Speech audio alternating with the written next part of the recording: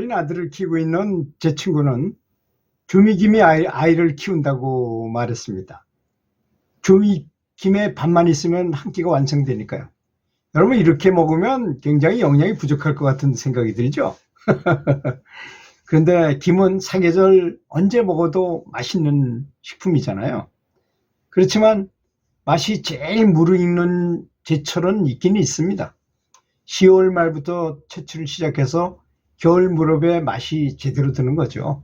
그래서 김은 겨울 바다의 선물이라고 말하는 것입니다.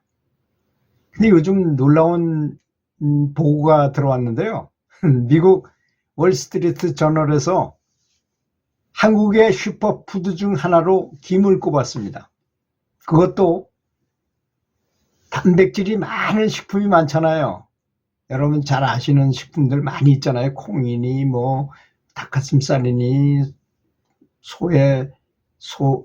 쇠고기니 뭐 이런 것들 진짜 엄청나게 많은데 1위가 랭킹 1위가 김이었다는 것입니다. 놀랍게도 단백질이 가장 많이 함유되는 식품이 김이었다는 것입니다.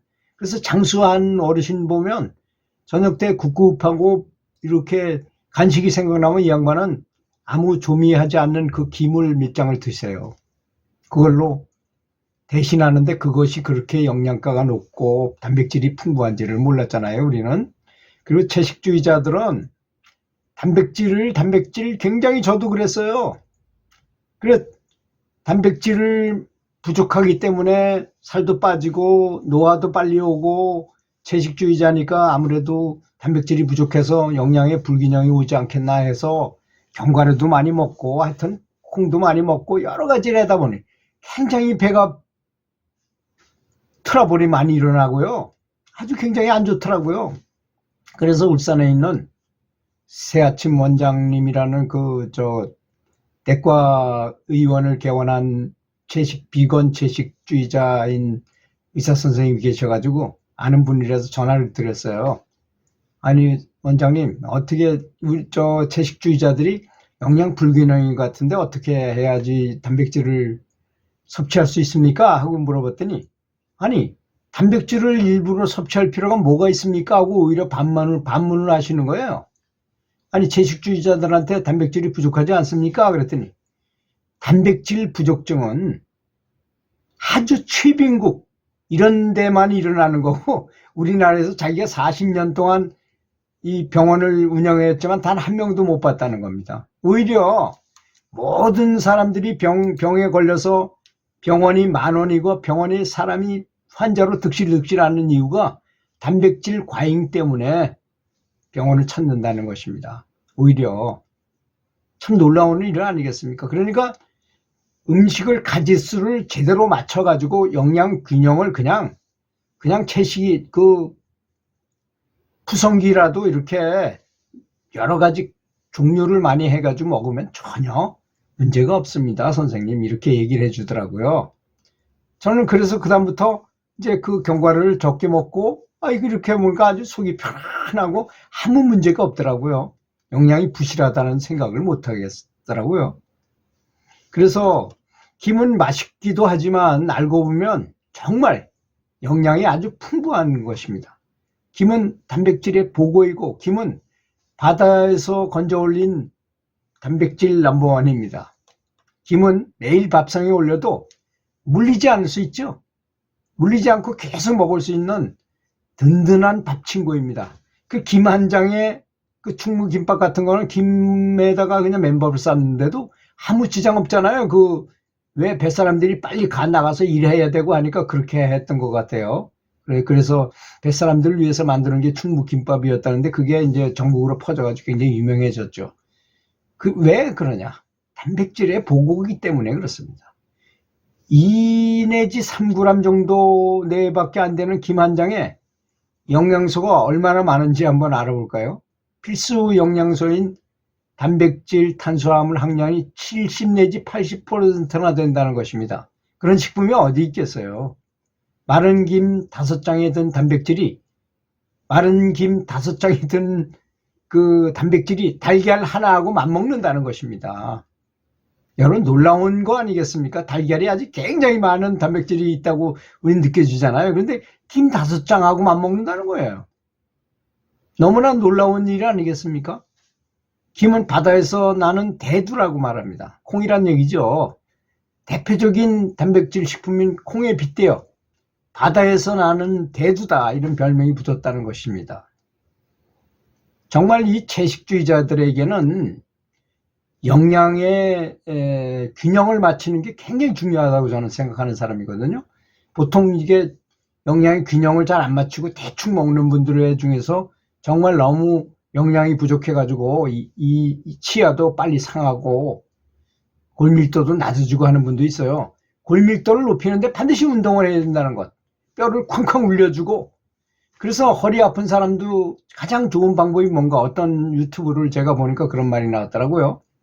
걷는 게 아니고 뛰는 거라면서. 너무 세게 뛰지 말고 조깅처럼 부드럽게 뛰는 것을 하게 되면 이 혈액, 이 뼈에서 진액이 잘 이렇게 분비돼 가지고 윤활유를 친 것처럼 해가지고 허리병이 다 고쳐지더라는 것입니다. 자기 직접 실험해보고 허리를 고쳤다는 것입니다. 저도 그 말에 동의합니다. 공감하고. 저도 그렇게 허리가 좀 아팠는데요. 사실 운동으로 거의 다 고쳤어요. 공원에 가면 공원 운동기구라는 거 있잖아요. 뭐 하늘 걷기라든지 뭐 이런 것도 여러 가지가 있잖아요. 허리 돌리기 같은 거, 이런 거를, 그런 것만 잘해도요, 그런 것만 매일 거르지 않고 장난 비슷하게라도 한 100번씩이라도 돌아가면서 계속 하면 금방 고쳐져요. 6개월 정도만 그렇게 꾸준하게 하면 허리병이 다 고쳐진다. 그래서 저도 했더니까.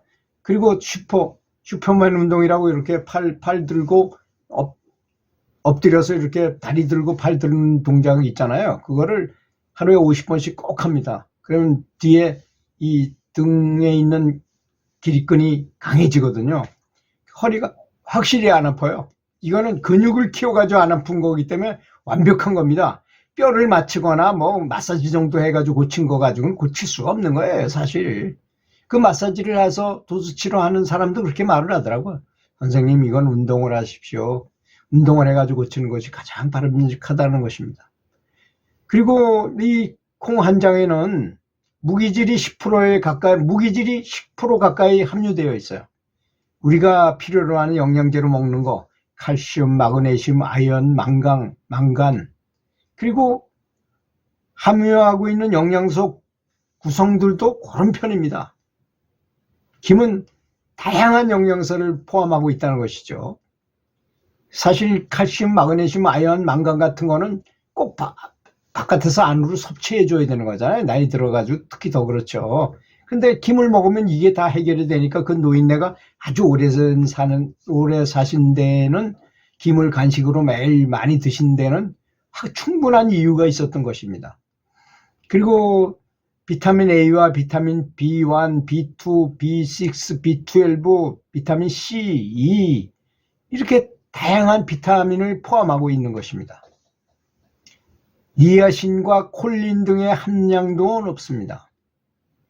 혈중 콜레스테롤을 낮추는 작용을 하는 타우린이라는 그런 성분도 들어있는 것이죠. 정말 굉장히 좋은 게 많은 것이 김인 것 같아요. 그래서 오늘 제가 이 시장에 나가서 전문으로 김만 하는 공장이 있어요. 그런 데를 알아두시고 거기 가서 조미하지 않은 그냥 구운 김이 있어요.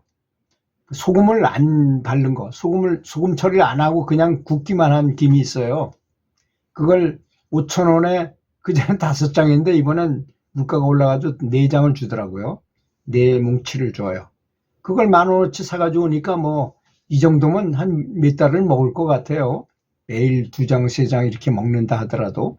그러면 그 단백질을, 그러니까 사람은 나이가 들어서는 영양소를 많이 영양제 같은 걸 많이 먹는 것보다는요, 자연식품으로 할 수 있는 이런 것을 잘 먹어야 된다고 저는 생각해요. 이건 완전 식품이잖아요. 가공한 것이 아니고 어떤 강제로 집어넣어가지고 어떤 영양제를 만드는 것보다는 자연적인 데서 이게 김 속에 있는 아까 말한 칼슘하고 마그네슘, 아연, 망간 같은 거 소액만 있으면 되는 거거든요.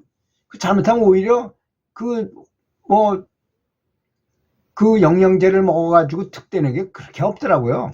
그 영양제에 대한 어떤 분의 조사 내용이 이런 거예요. 영양제를 많이 사람들이 선호해가지고 많이 만들었답니다. 그래서 많이 판매하고 영양제를 많이 소모했는데 기대 수명과 얼마나 차이가 있느냐를 조사해 봤더니 별 차이가 없더라는 거예요. 영양제 때문에 오래 사는 것 같지는 않더라, 이런 뜻이잖아요, 그것이. 그래서 오래 사는 데는 아까 제가 얘기한 것처럼 이 뼈를 쿵쿵 울려주는 운동, 그리고 규칙적으로 운동해 주는 것, 그리고 땀을 배출해 주는 것, 또 노폐물을 땀으로 바깥으로 배출시키는 것, 이런 것들이 굉장히 좋은 것이 아닌가 이렇게 생각합니다. 들어주셔서 감사합니다.